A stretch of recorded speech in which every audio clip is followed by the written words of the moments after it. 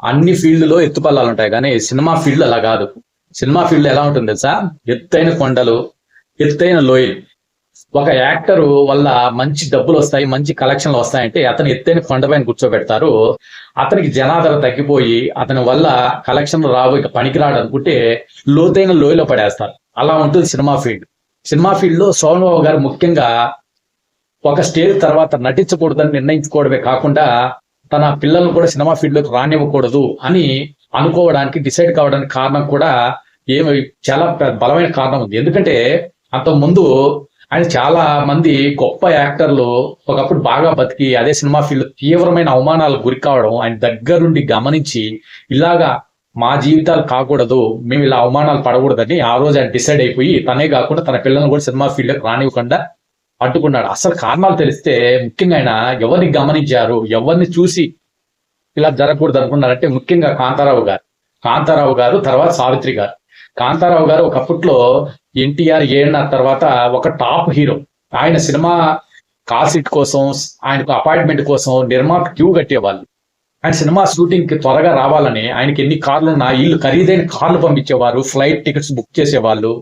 ఇలా ఎన్నో రాచమర్యాదలు చేసేవారు కాంతారావు గారికి. సెట్ లో వస్తే ఆయనకు స్పెషల్ భోజనము, ఆయనకు స్పెషల్ ఏసీ రూము, అలా ఆయన ఏది చిటికేస్తే పరిగెత్తే సర్వెంట్స్, ఇలా ఆయనకి ఎన్నో రాచమర్యాదలు జరిగేటివి. ఆ తర్వాత ఆయనకు వయసు అయిపోయింది, తర్వాత జనాదరణ తగ్గుతూ వచ్చింది. దాంతో ఆయన సినిమా హీరో అవకాశాలు తగ్గిపోయాయి. దీంతో ఆయనకు అప్పటికే ఈ దాన ధర్మాల వల్ల, కొన్ని విషయాల వల్ల ఆర్థికంగా చాలా పతనానికి గురి కావాల్సి వచ్చింది. చివరికి బతకడానికి డబ్బులు లేక చిన్న చిన్న వేషాలు వేయడానికి కూడా ముందుకొచ్చాడు. మొదట్లో ఈయన చిన్న చిన్న వేషాలు వేస్తూ ఉండేవాడు. ఒకప్పట్లో బాగా బతికిన టాప్ హీరో కాబట్టి చిన్న చిన్న వేషాలకు కూడా కారు పంపించేవాళ్ళు నిర్మాతలు. కానీ రాను రాను కారు కూడా పంపించడం మానేశారు. ఈయన ఎప్పుడైనా పలానా రోజు ఇతనికి సినిమా అవకాశం ఉందని చెప్తారు కదా, ఆ రోజు ఆ అసిస్టెంట్ డైరెక్టర్స్ ఫోన్ చేసి, బాబు ఈ రోజు నాకు సినిమా అవకాశం ఉందన్నారు కదా, ఈ రోజు నాకేమి కారు పంపించలేదని అడిగితే వాళ్ళు చాలా పొగరుగా సమాధానం చెప్పేవారు. కార్లు అందరికి పంపించలేం కదండి, హీరోయిన్స్ హీరోలు వీళ్ళంతా ఎయిర్పోర్ట్స్ నుంచి ఫ్లైట్ లో వస్తుంటారు, వారి కోసం పంపించాలి కదండి, మీరు ఏదైనా ఆటోలో రండి, మీకు కాబట్టి ఆటో ఛార్జెస్ ఇస్తామని చాలా దురుసుగా చెప్పేవారు. అప్పటికి అన్ని అవమానాలు భరించి ఆయన సినిమా సెట్ కు వెళ్తే ఆయనకి తొందరగా పెద్ద మనిషి అని గౌరవం కూడా ఇవ్వకుండా పెద్ద పెద్ద యాక్టర్ల సరసన కూడా ఆయనకి ఒక ఒక చైర్ వేయడము, వాళ్ళ పక్కన కూర్చోబెట్టడం లాంటివి కూడా చేసేవాళ్ళు కాదు. ఏదో చిన్న చిన్న యాక్టర్ల పక్కన వాళ్ళు కూర్చునే చిన్న చిన్న బెంచ్ల్లో అదో అక్కడ వెళ్ళి కూర్చోండి, మీకు మీ పోస్టర్ వచ్చినప్పుడు మీకు పిలుస్తామని చెప్పేవాళ్ళు అనమాట. ఇలా చిన్న చిన్న అవమానాలు ఆయన దిగమింగి భరిస్తూ కూడా పెద్ద పెద్ద యాక్టర్ ఒకప్పుడు బాగా బతికినప్పటికీ అలా తన జీవితాన్ని కొనసాగించేవాడు. ఇలా ఆయన పడుతున్న తీవ్రమైన అవమానాలు కొన్ని మ్యాగజైన్స్, న్యూస్ పేపర్లో రావడం, అలాంటి స్థితినే సావిత్రి గారు ఒకప్పట్లో టాప్ హీరోయిన్, ఆమె కూడా రాజవైభోగాలు అనుభవించింది. నిర్మాతలు ఆమె ఇంటికి కూడా క్యూ కట్టేవాళ్ళు, ఖరీదైన కార్లు పంపించేవాళ్ళు, నగలు పంపించేవాళ్ళు. సెట్లోకి వస్తే ఖరీదైన భోజనము, మంచి రూమ్లు, ఇలా ఆమె అసిస్టెంట్స్ కి ఇలా ఒక వెలుగు వెలిగినారు కదా సావిత్రి గారు కూడా కాంతారావు గారు మంచి మనిషి, దాన ధర్మాలు చేసి ఆమె కూడా ఆర్థికంగా మోసపోయి చాలా మంది చేతిలో, అంటే ఆమె ఆస్తులన్నీ సొంత బంధువులు కొట్టేయడం, ఆమె కూడా ఆర్థికంగా చాలా దిగజారిపోవడంతో ఆమె కూడా బతకడానికి కూడా చిన్న చిన్న వేషాలు వేయడం కాంతారావు లాగానే ప్రారంభించింది.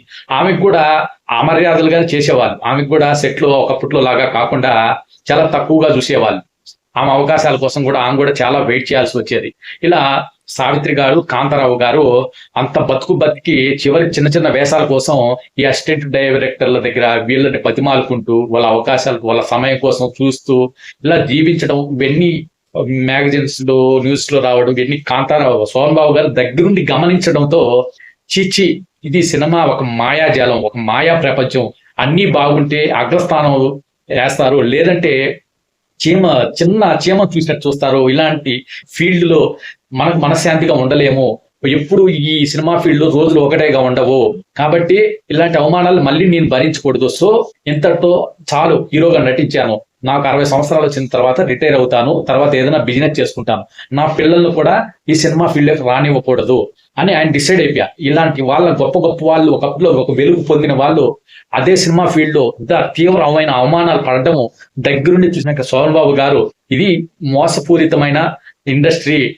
మంచితనానికి చోటు చాలా తక్కువ, అందుకని ఆ రోజు ఆయన డిసైడ్ అయిపోవడం జరిగింది అనమాట. ఇది సోమన్ బాబు గారు సినిమాలకు డ్రాప్ అవడానికి ఒక బలమైన కారణం. సో వీడియో ఇన్ఫర్మేటివ్ అనిపిస్తే ఖచ్చితంగా షేర్ చేయండి, సబ్స్క్రైబ్ చేయండి. జై హింద్, జై భారత్.